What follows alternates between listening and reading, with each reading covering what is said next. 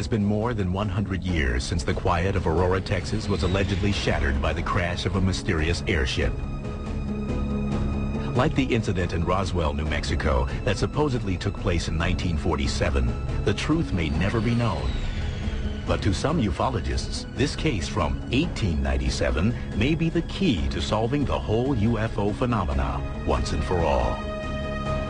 The significance of the Aurora encounter was that there was a body left to be studied, and that there were hundreds of sightings of the same description over the central United States during that time. We see what happened at Roswell, we see what happened at some other sightings, but this one held the answer, and because it was before modern day censorship, that's a key. It's still there. No one went in to cover it up.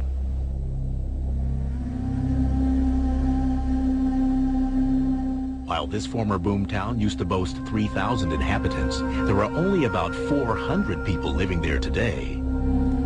The town may have decreased in size, but the controversy surrounding its most famous visitor has only grown. If nothing else, the tale of the mysterious airship crash has served to polarize Aurora, dividing believers from skeptics. Aurora's big claim to fame has to be the legend. It's the thing that has lasted longer than anything else. Some people think it's a funny joke going around. They do not believe that this actually happened, and they'll laugh at you because they say it's such a hoax. Well, we're dealing with belief systems here.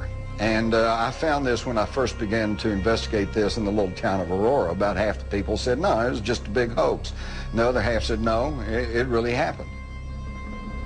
I had a feeling that they thought people were laughing at the little town of Aurora, even though the population there now had absolutely nothing to do with the airship mystery. I just always got the sense that this is not something they wanted to embrace.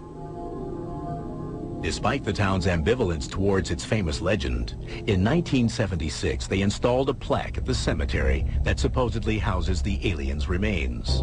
Since the actual stone marker was stolen more than 30 years ago, it is impossible to know the precise location of the pilot's body.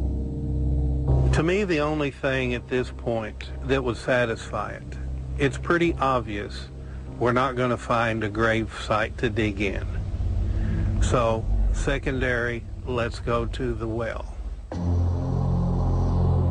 Although the windmill above the well no longer exists, the former Proctor property was purchased by Brawley Oates in 1945. Long-standing rumors hold that the well on the property was contaminated by radioactive debris.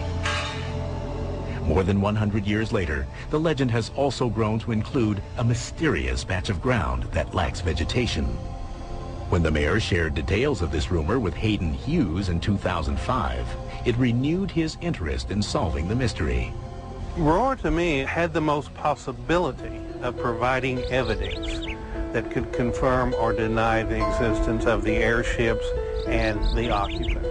And when we left empty-handed, I saw it kind of as a failure because the evidence was still there. Maybe 2 feet under where we were standing, but still we were unable to walk away with something we could really go forth and say, all right, here's something. Let's investigate that further.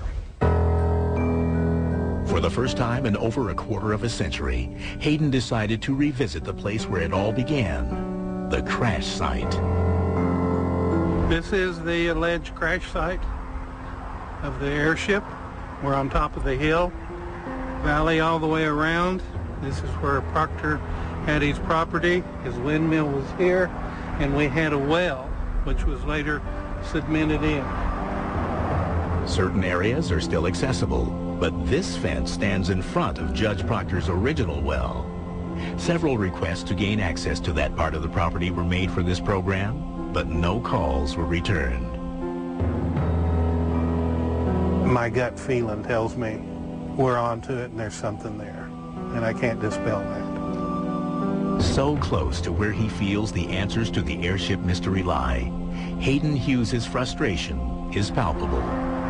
We have maybe one of the most scientific finds of the 20th century right here behind us, and we can't get to it because of this big bird cage that's been built over and cemented in. sealing below the evidence that may have contaminated the soil around it that is keeping vegetation from growing today. And if it could be possible to go down, dig up, whatever, that might be what it takes to put an end to this legend over all these years.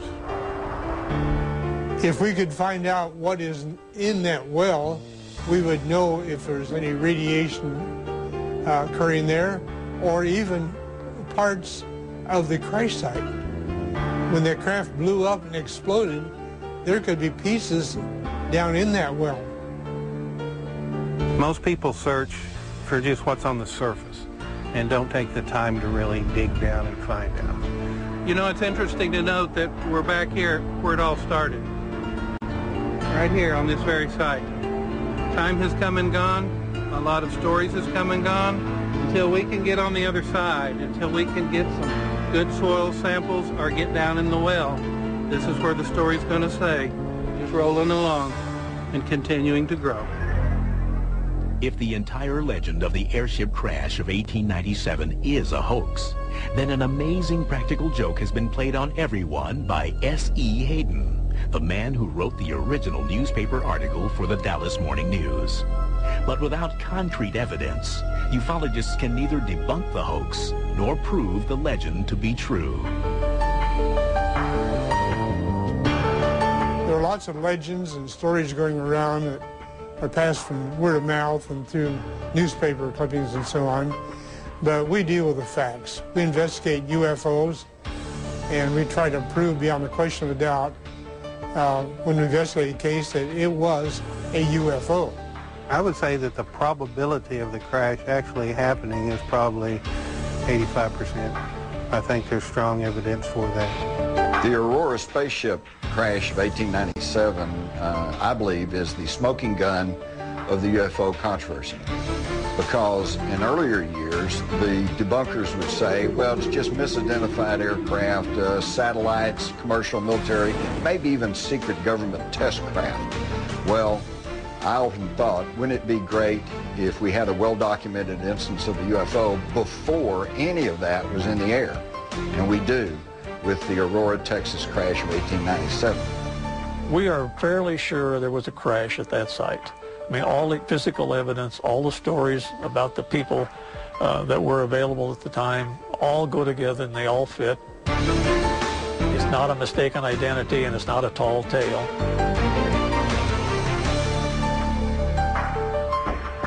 My conclusion, in a nutshell, something happened in 1897 that to this day we cannot explain. We can eliminate a lot of stuff. We know it wasn't a balloon. We know it wasn't an airplane. What was it? I don't know. UFO? Obviously. Where the UFO came from, that's the big mystery that, quite frankly, will probably never be solved. Will the ultimate truth ever be known about the Aurora case? I don't know. I would like to think that there is an alien in the grave, but it may come down to there's nothing in the grave. That's the legend. A tale of war more than 3,000 years old has Josh diving deep into the Aegean Sea, taking aim from a chariot of fire, and journeying to an island with a history of extreme violence. This is a big, big deal. Troy, of gods and warriors on Digging for the Truth, next on the History Channel.